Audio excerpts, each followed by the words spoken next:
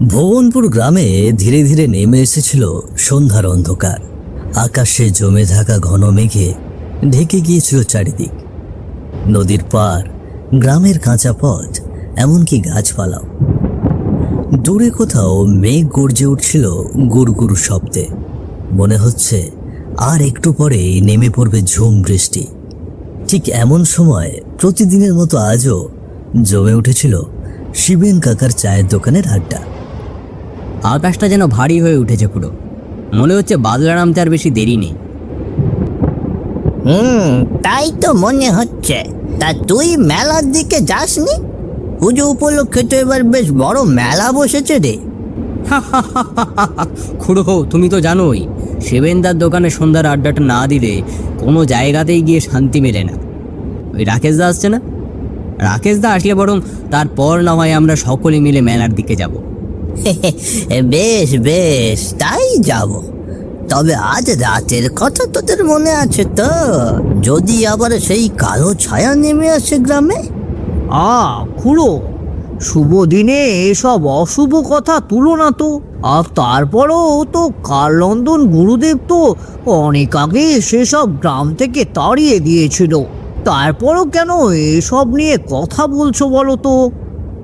শিবেনদা, তুমি আর রাকেশদা যে এসব বিশ্বাস করো না সেটা আমরা সবাই জানি, কিন্তু গুরুদেব যাবার সময় স্পষ্ট করে বলে দিয়ে গিয়েছিলেন তিনি মারা গেলে আবারও সেই কালো ছায়াটা নামতে পারে।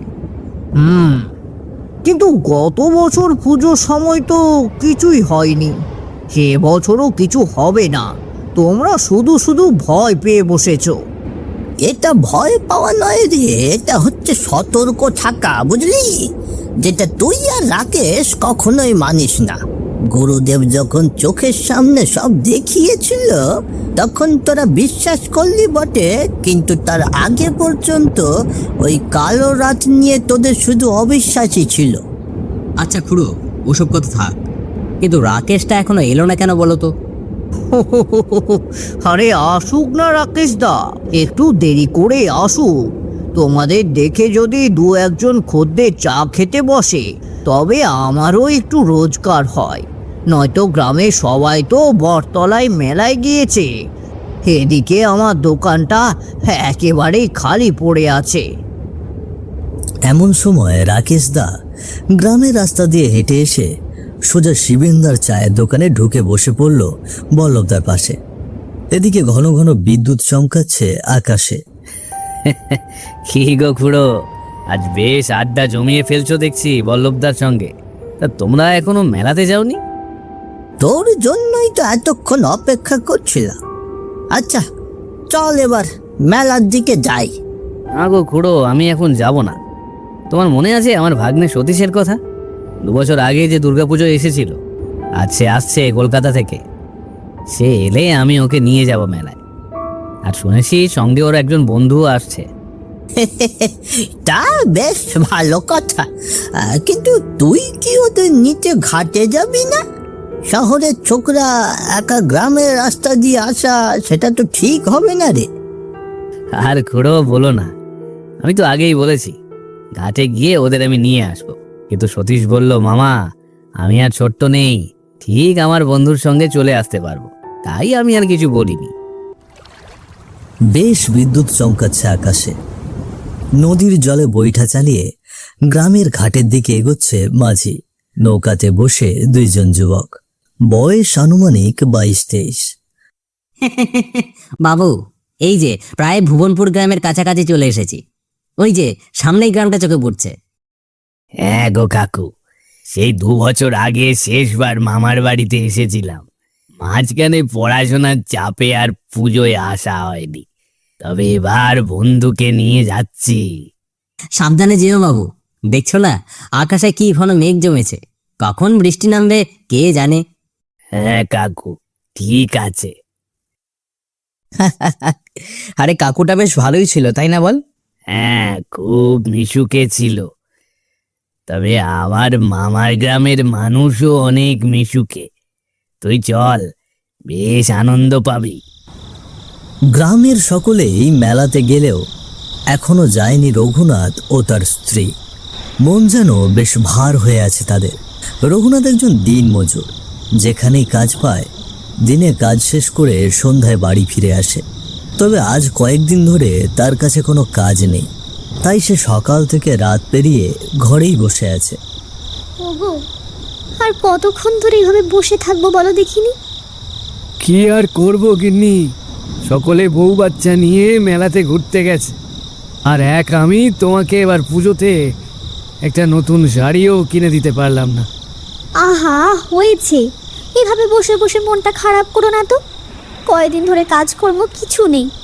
আমি বুঝতে পারছি, শাড়ি যে কিনবে টাকা তো থাকতে হবে নাকি? ওসব নিয়ে তো চিন্তা করো না তো। করে তোমার মতো একজন বউ পেয়েছি গো, আর 4 দিন ধরে কাজ ছাড়া বাড়িতে বসে আছি, আর তুমি একটা কথাও বলনি, বরং বাপের বাড়ি থেকে যা পেরেছো তাই এনে সংসার চালাচ্ছ। ওসব বাদ দাও তো। বাবা এবার বলেছে তোমার জন্য একটি ব্যবসার ব্যবস্থা করে দেবে। ওসব দিনমজুরি কাজ আর করতে হবে না। কি বলছো গো, শ্বশুর মশাই আমাকে মেনে নিয়েছেন? কই, আসার পরে তো কিছু বলনি। বললাম তো। এখন তা শোনো, আমরা না হয় এবার নবমীতে বাবার বাড়ি যাব, বুঝলে? এখন চলো তো, বাবা কিছু টাকা দিয়েছে, মেলার দিকে গিয়ে একবার ঘুরে আসি। না না গিন্নি, আজ যখন যাওয়া হলো না, এই রাতে আর বাইরে না বেরোনোই ভালো। তোমার মনে নেই, কয়েক বছর আগে সেই কালো ছায়া গ্রামে নেমেছিল? কে জানে সেই ছায়া আবার দেখা দিতে পারে কিনা। থাক, ওসব কথা আর বলো না, বরং কাল বিকেলে যাব মেলায়। কিরে, আরে তোর মামার বাড়িতে যেতে আর কতক্ষণ লাগবে? আরে আমরা তো শুধু হেঁটেই চলেছি। আরে ঘাটে নেমে তো কোনো গাড়ি পেলাম না, বেশি দূর নেই, এই তো সামনে বুঝি একটি বাঁশঝাড়ের রাস্তা আছে, আর তারপরেই আর একটু এগোলেই মামার বাড়ি। ইতিমধ্যে কথা বলতে বলতে তারা চলে আসে বাঁশঝাড়ের রাস্তায়। ঠিক তখনই শুরু হয় প্রচণ্ড ঝড় বৃষ্টি। ঘন ঘন বিদ্যুতের ঝলকানিতে রাস্তা এক মুহূর্তে আলোকিত করে আবার ঢেকে দেয় ঘন অন্ধকারে। কি রে, এই যে ঝড় বৃষ্টি শুরু হয়ে গেল, এর মধ্যে তো সামনে এগিয়ে যাওয়া ঘোরতর মুশকিল। আচ্ছা একটু এগো দেখি, কোনো গাছ পেলে তার নিচে একটু আশ্রয় নেওয়া যাবে। হ্যাঁ, চল চল চল। কই রে, আশেপাশে তো একটাও গাছ দেখছি না, শুধু চারিদিকেই ঘন বাঁশবন। দিন আগে এসেছি তো রে, হয়তো তখন 2-1টা গাছ ছিল। না রে, ভারী মুশকিলে পড়লাম, সামনে তো আর এগোনো যাচ্ছে না। কি বাতাস বইছে রে বাবা। সামনে এগোনো তাদের জন্য যেন অসম্ভব হয়ে উঠছিল এই ঝড় বৃষ্টিতে। ঠিক এমনই সময়ে বাঁশঝাড়ের ভেতর থেকে একজন বৃদ্ধ লোক এগিয়ে এলো। হাতে তার টিম টিম করে জ্বলছে একটি লণ্ঠন। কি গো বাছারা, তোমরা এই ঝড় বৃষ্টির মাঝে এত রাতে কি করছো? আমি আমার মামার বাড়ি যাচ্ছি গো দাদু, শহর থেকে এসেছি। রাকেশ পাল আমার মামা। ও বেশ ভালো তো, তা তুমি তাহলে রাকেশের ভাগ্নে? কিন্তু বাছারা, এই ঝড় বৃষ্টির মধ্যে আর সামনে এগোনো তোমাদের জন্য ঠিক না। এই তো এইখানেই আমার ছোট্ট কুঁড়ে ঘর রয়েছে, তোমরা বরং আমার সাথে এসো। ঝড় বৃষ্টি কমে গেলে আমি নিজে গিয়ে তোমাদের রাকেশের বাড়ি রেখে আসবো। এসো। সতীশ, বলছি দাদুটার সাথে কি আমাদের যাওয়া উচিত এই ঝড় বৃষ্টির মাঝে, তাও আবার গ্রামের পথ? না, সামনে তো আর যাওয়াটাও সম্ভব নয়। আচ্ছা বেশ, তবে দাদু ঠিক আছে, চলো, ঝড় বৃষ্টি না কমা পর্যন্ত তোমার কুঁড়ে ঘরটাতেই একটু আশ্রয় নেওয়া যাক। ঝড় বৃষ্টির মাঝে বৃদ্ধটির সঙ্গে বাঁশঝাড়ের ভেতরে প্রবেশ করে সামনের দিকে হেঁটে এগিয়ে যেতে লাগলো সতীশ ও অঙ্কুশ। বেশ কিছুক্ষণ হাঁটার পরে একটি কুঁড়ে ঘরের সামনে এসে পৌঁছলো সকলে। কুঁড়ে ঘরটি এত পুরনো ছিল যে দেখে মনে হচ্ছিল বেশ কয়েক বছর সেখানে কেউ থাকে বলে মনে হয় না। তবে বিপদে পড়েছে তারা, এই জন্য এসব নিয়ে আর বেশি কিছু না ভেবে বৃদ্ধ লোকটির সাথে তারা প্রবেশ করলো কুঁড়ে ঘরের ভেতরে। ও রামচরণ, দেখ তোর জন্য কি নিয়ে এসেছি। কত বছর বাদে আমারও পেয়েছি কচি কচি শিকার। তুই এদের বুঝে নে, আমি চললাম। কি বলছো তুমি?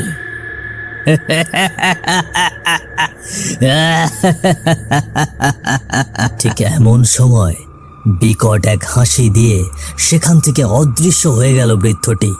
আর ঘরের এক কোণায় অন্ধকারের মাঝে ভেসে উঠল একটি পিশাচ, হাতে তার ধারালো একটি ছুরি। ঠিক তার পাশেই একটি খাটে শোয়ানো ক্ষত বিক্ষত একটি লাশ। কি হচ্ছে সব? আর ওই দাদুটা কোথায় গেল? ওরে বাবারে, সতীশ, সতীশ, এই যে আস্ত নরপিশাচ।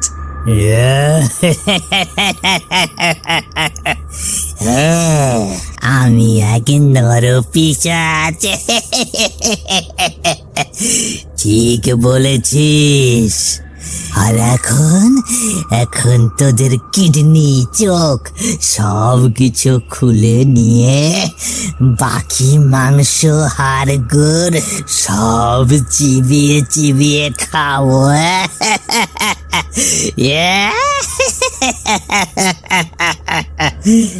ওরে ওরে অঙ্কুশ, এই বুড়োটা যে আমাদের জালে জড়িয়ে এখানে নিয়ে এসেছে রে। না না, আমাদের এখান থেকে এখনই পালাতে হবে।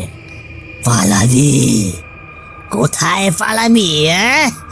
আমার এখানে যে আসে তার কিডনি, চোখ না বের করে যে আমি যেতে দিই না রে।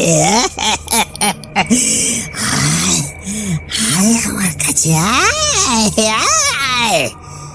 অঙ্কুশ, দাঁড়িয়ে আছিস কেন? তাড়াতাড়ি চল, দৌড়া।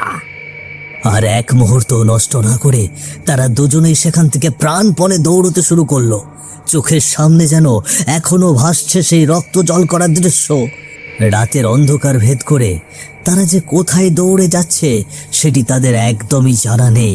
কিন্তু বেশ কিছুক্ষণ দৌড়ানোর পরে তারা দুজনে গ্রামে এসে পৌঁছয়। তবে আর শরীরে শক্তি না পেয়ে জ্ঞান হারিয়ে সেখানেই পড়ে যায় সতীশ আর অঙ্কুশ। সকালের সূর্যের কিরণ পড়েছে ভুবনপুর গ্রামে। কাল রাতের ভয়ঙ্কর কালো ছায়া থেকে বেঁচে ফিরে এখন মামার বাড়ির ঘরে একটি খাটে শুয়ে আছে সতীশ আর অঙ্কুশ। সামনেই দাঁড়িয়ে আছে তার মামা রাকেশ, বল্লভদা ও গুণিন খুড়ো। বেশ কিছুক্ষণ পরে সতীশ ও অঙ্কুশের জ্ঞান ফিরে এলো। মেরে ফেলবে ওরা, আমাদের মেরে ফেলবে। আমাদের কিডনি, চোখ সব বার করে নেবে। বাঁচাও, বাঁচাও, কে আছো? আমাদের বাঁচাও। শান্ত হও তোমরা, তোমাদের কেউ কিচ্ছু করবে না। এই যে সতীশ, তুই এখন আমার বাড়িতে। মামা, মামা কাল রাতে। হ্যাঁ বলতো এবার বাবা, কি হয়েছিল কাল রাতে? কাল আমরা নৌকা থেকে গ্রামের রাস্তা দিয়ে হাঁটছিলাম, আর তারপর বেশি কিছুক্ষণ হাঁটার পরে এসে পৌঁছাই বাঁশঝাড়ের রাস্তায়। আর শুরু হয় প্রচণ্ড ঝড় বৃষ্টি। আর তারপর আমরা প্রাণপণে দৌড়াতে শুরু করি। তারপর আর কিছু বলতে পারছি না মামা, আমি বলছি। আর তারপর আমি আর গুণিন খুড়ো, তোর বল্লভ মামা মিলে তোদের খুঁজতে বের হই। কারণ অনেক রাত হয়ে যাচ্ছিল, তারপরও তোরা এসে পৌঁছাচ্ছিলি না। আবার তুমুল ঝড় বৃষ্টিও শুরু হয়েছিল। পরে তোদের গ্রামের মাঝে অজ্ঞান অবস্থায় পড়ে পাই। সব আমার দোষ, সব আমার দোষ রে, সব আমার দোষ। কেন মামা, তুমি নিজেকে কেন দোষ দিচ্ছ? আমি তো তোমাকে ঘাটে আসতে মানা করেছিলাম। তবে মামা, একটা প্রশ্ন ছিল, ওই প্রেতাত্মারা কারা ছিল? ওরা কারা? ওদের বিষয়টি মাথায় ছিল না বলেই তো নিজের দোষ দিচ্ছি রে বাবা। তোদের সব বলি শোন। তবে আজ থেকে 2 বছর আগে হঠাৎ গ্রামে ছোট থেকে বৃদ্ধ সকলে কেমন জানি লাপাত্তা হয়ে যাচ্ছিল। কিন্তু তারা কোথায় হারিয়ে যাচ্ছিল বা কে বা তাদের লাপাত্তা করছিল তার কিছুই জানা যাচ্ছিল না। তারপর মামা, আর তারপর একদিন ওই বাঁশঝাড়ের ভিতরে কয়েকজন গ্রামবাসীর চোখে পড়ে সেই বৃদ্ধ রামচরণ ও তার সাথী দেবাশিস দুইজন মিলে গ্রামের এক বৃদ্ধকে ধরে তার শরীর কাটা ছেঁড়া করে কি যেন বের করে নিচ্ছে। আর এটা দেখার পরে তারা এসে গ্রামে খবর দেয়। পরে লাঠি ঠ্যাঙা হাতে বেশ কিছু গ্রামবাসী সেখানে গিয়ে জানতে পারে তারা কলকাতায় এক অঙ্গ পাচারকারীর দলের সঙ্গে যুক্ত। আর ঠিক তখনই সকল গ্রামবাসী মিলে তাদের কুপিয়ে মেরে ফেলে। আর তারপর কি হলো? 1 বছর সবই ঠিকঠাক ছিল রে, কিন্তু সেই একই রাতে পরের বছর পিশাচ রূপে তারা আবারও ফিরে আসে। কেউ ভুল করে সেখানে গেলে তাদের কিডনি, চোখ সব বের করে তাদের হাড়গোড় সব চিবিয়ে খেত ওরা। তবে একদিন কানন্দন গুরুদেব তার তন্ত্রশক্তি বিদ্যা দিয়ে সব কিছু বন্ধ করে দেয়। হ্যাঁ, হবে। গুরুদেব আজও বলেছিল তিনি যদি মারা যান তবে আবারও কোনো না কোনো এক সময় সেই পিশাচের দল আবার ফিরে আসতে পারে। কিন্তু এই বিষয়টা তোরা আর কেউ মনে রাখিসনি। আজ তোর ভাগ্নে সতীশ আর তার বন্ধুরা শুধু কপালের জোরে বেঁচে ফিরেছে। হ্যাঁ গো খুড়ো, তুমি ঠিক বলেছ। পুরো ঘটনা শুনে একদম নিশ্চুপ হয়ে গেল অঙ্কুশ ও সতীশ। তারপর সেই ভুবনপুর গ্রামে একজন কাল তন্ত্রবিদ্যায় অন্তর্ভুক্ত গুরুদেবকে এনে চিরতরে সেই প্রেতাত্মাকে ধ্বংস করে দেয় গ্রামবাসীরা। আর এই ঘটনা গ্রাম থেকে কলকাতা শহর পর্যন্ত ছড়িয়ে যায়।